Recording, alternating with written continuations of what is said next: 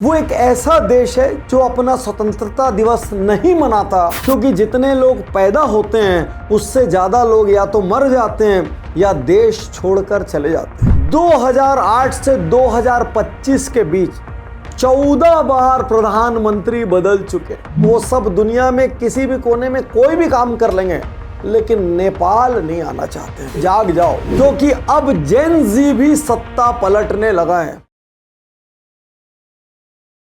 नमस्कार साथियों, मैं आपका दोस्त लेखक बिजनेस कोच डॉक्टर उज्जवल पाटनी आज दुनिया के एक ऐसे अनूठे देश के बारे में बात कर रहा हूं जो पूरी तरीके से लैंड लॉक्ड है, जिसके चारों ओर कहीं पानी नहीं।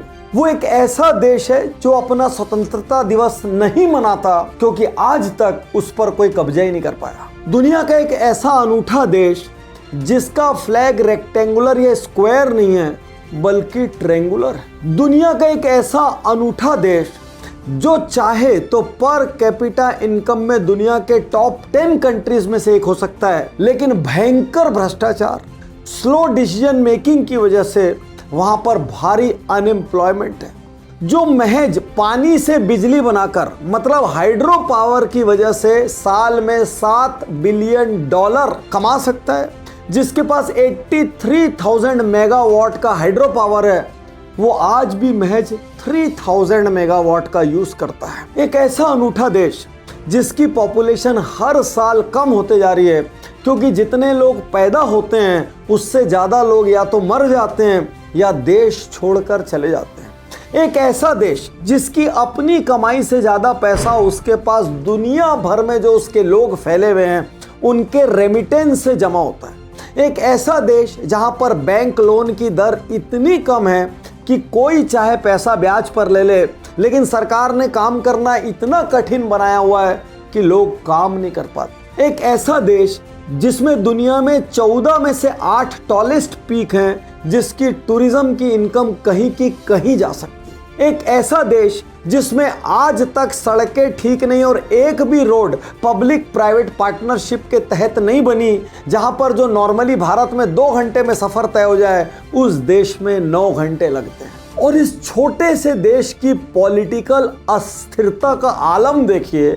2008 से 2025 के बीच 14 बार प्रधानमंत्री बदल चुके, तो फिर देश संभलेगा कैसे? साथियों, आज मैं बात कर रहा हूं नेपाल की, भारत के पड़ोसी देश की, जहां के लोग मुझे बहुत पसंद है, जो देश मेरा बहुत प्रिय है, जहां पर मैंने अभी अभी हाल में बहुत बड़ी सीरीज की है।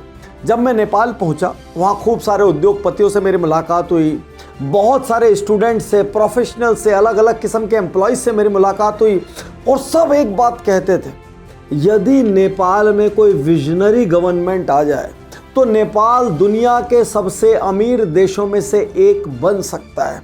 लेकिन सरकार में इतना करप्शन है कि कोई व्यक्ति काम नहीं कर सकता। जब मैं नेपाल में पशुपतिनाथ भगवान के दर्शन करके निकला, भक्तापुर घूम के निकला, काठमांडू की तफरी करके निकला, मैंने सोचा भी नहीं था कि इतनी जल्दी नेपाल जल उठेगा।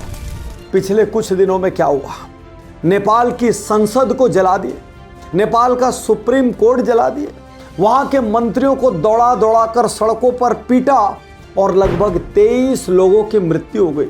ये दुनिया की एक अनूठी प्रोटेस्ट है, क्योंकि पहली बार किसी प्रोटेस्ट को प्योरली जेन जी ने लीड किया है। जेन जी का आधा वक्त सोशल मीडिया पर बीतता है, लेकिन नेपाल के प्रधानमंत्री ने एक अनूठा निर्णय लेते हुए सोशल मीडिया को बैन कर दिया। ऑलरेडी जेन जी परेशान था करप्शन से, वो ऑलरेडी नेताओं के बच्चों के ऐशो आराम से, नेपोटिज्म से परेशान था, और इस सोशल मीडिया के बैन ने 2-3 महीने में आग में घी डाल दिया।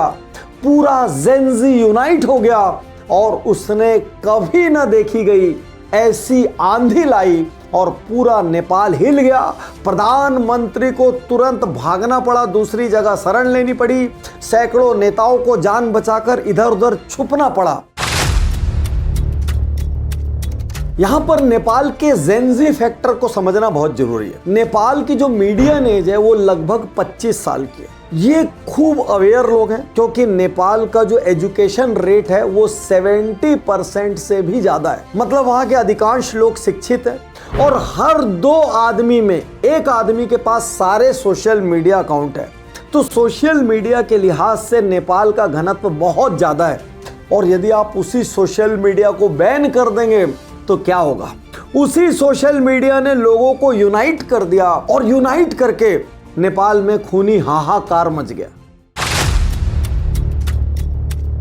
यहां पर एक बड़ा प्रश्न यह उठता है, यदि कोई विजनरी गवर्नमेंट आए तो वो नेपाल की सूरत कैसे बदल सकती है। अभी मैंने बात की नेपाल के हाइड्रो पावर की, वो नेपाल का सच्चा पावर है। नेपाल पूरे एशिया को बिजली बेच सकता है। सेकंड बहुत बड़ा, टूरिज्म। नेपाल में दुनिया के सबसे ब्यूटीफुल पीक्स हैं, यहां तक कि माउंट एवरेस्ट नेपाल में है, और यदि सही टूरिज्म इंफ्रास्ट्रक्चर खड़ा करे तो सारे नेपाल को अकेला टूरिज्म चला सकता है। तीसरी सबसे बड़ी नेमत जो नेपाल को मिली है, नेचुरल रिसोर्सेस।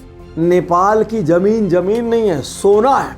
जहां खोदोगे कोई ना कोई मिनरल मिलेगा, और यदि नेपाल के मिनरल रिजर्व को, लैंड रिजर्व को यदि ठीक से एनकैश कर लिया जाए तो नेपाल को 1000 साल पीछे पलटकर नहीं देखना पड़ेगा। चौथी सबसे बड़ी चीज, नेपाल के हर्ब्स, नेचर। दुनिया में जितनी किस्म की रेयर से रेयरेस्ट जड़ी बूटियां, वनस्पति है, वो सब की सब नेपाल में उगती है, और नेपाल दुनिया में वनस्पति का सबसे बड़ा एक्सपोर्टर हो सकता है। इस वक्त वो वनस्पति का एक्सपोर्टर नहीं है, इस वक्त वो एक्चुअली ब्रेन का एक्सपोर्टर है। 2024 में लगभग 7.5 लाख लोग नेपाल छोड़ के चले गए, मतलब ब्रेन ड्रेन हो गया, और वो सब दुनिया में किसी भी कोने में कोई भी काम कर लेंगे, लेकिन नेपाल नहीं आना चाहते। जो नेपाली विदेश जाकर नौकरी करते हैं, आप आश्चर्यचकित हो जाएंगे, वो साल में लगभग $11 बिलियन नेपाल भेजते हैं, और नेपाल के बैंक उनसे लबालब होते हैं। छोटा मोटा अमाउंट नहीं है। नेपाल की जीडीपी का 25% प्रवासी नेपालियों से आता है। यदि कोई विजनरी गवर्नमेंट नेपाल के इन सारे संसाधनों को टैप कर ले, और इसके साथ वहां की यंग पॉपुलेशन को, देखो नेपाल के लोग बहुत मेहनती हैं, बहुत सच्चे, बहुत प्यारे हैं। यदि वहां की यंग पॉपुलेशन के सामने ये सब अपॉर्चुनिटीज रख दी जाए तो नेपाल के पास एक बहुत बड़ा गिफ्ट है। क्या गिफ्ट है? Land locked country.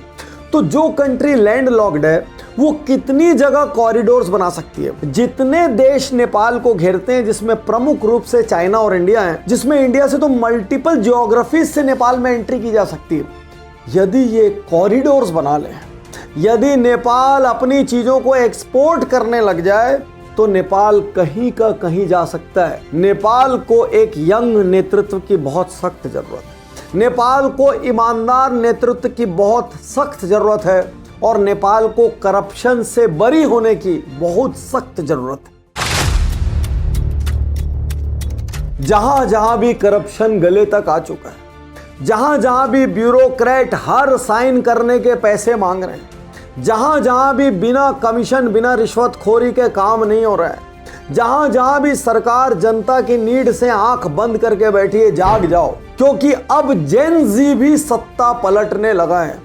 हम सोचते थे कि जो बच्चे वीडियो गेम में अपना समय व्यर्थ कर देते हैं, जो मोबाइल में अपना पूरा दिन खत्म कर देते हैं, जो अफेयर्स में, जो टाइम पास में, गॉसिप में अपना पूरा दिन गंवा देते हैं, रुक जाइए, उनमें इतनी ताकत आ गई, वो अब सरकार बदल सकते हैं। चूंकि मैं नेपालियों से निजी रूप से बहुत प्यार करता हूं, यहां पर मैं सभी नेपाल वासियों से यही कहना चाहूंगा, युवा नेतृत्व को आने दीजिए।